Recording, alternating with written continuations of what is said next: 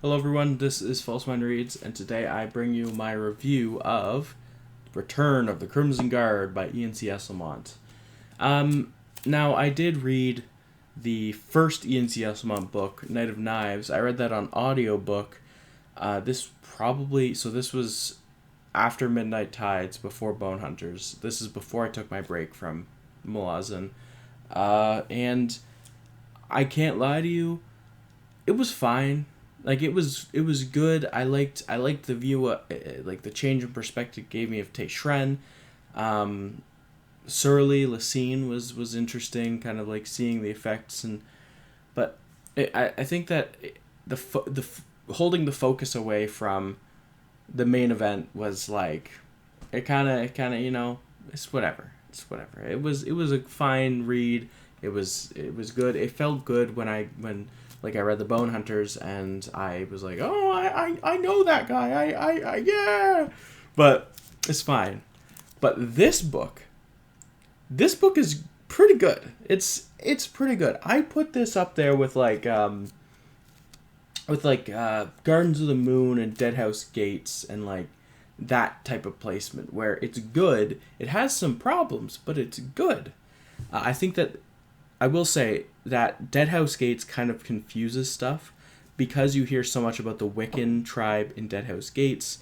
It does confuse a little bit. Like it kind of left me like, oh yeah, because the Wiccan tribe is from Quantali, and then there was all that stuff with them in Bone Hunters when they were coming back. They were like, anyways, because there's a lot of misinformation about what happened to Deadhouse Gates.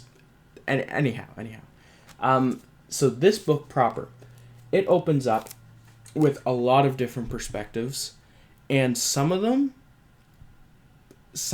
are pretty hard to tell apart in the writing, right? So this book takes place on Quantali, where the capital of Malaz, the Malazan Empire, not Malaz, that's on Malaz Island, but the capital, Quan, or what's the capital? Anyways, it takes place where the capital is. And so this is like the seat of power. And it involves a civil war and the invasion of the Crimson Guard, which we last saw in, I think, Gardens of the Moon. And we saw them a little bit in Midnight Tides, and we last saw the Crimson Guard in Gardens of the Moon. Sorry, I had to let my cat out, but yeah. So we last saw the Crimson Guards in Gardens of the Moon, and in there, Kaz Devoir was like not a character. I don't think we met him, but yeah, he was mentioned. And in this book, we find out that he's in fact been like apparently like locked up on Jakaruku, I think it is. And part of this book is kind of trying to go find like what happened, the mystery of what happened to Kaz, and which it's a bit of a retcon. It's a retcon, but like whatever. I'll let them have it. It's Gardens of the Moon. Gardens of the Moon has a lot bigger lore problems than retconning Kaz out of there. But what I liked about this book is that we really like it fulfilled the promise that novels has when you start like reading Book of the Fallen, Malazan Book of the Fallen. You're promised like the story, and it's so grand that plots, I don't want to say get dropped, because dropped isn't the right word, but they end. Like a character's plot for the novel will end, and since they don't have to do with like, the Book of the Fallen, they don't have the main narrative, or they don't intersect with the main narrative again, they won't appear. And so this is kind of to fill in what happens everywhere else. But yeah, so this covers the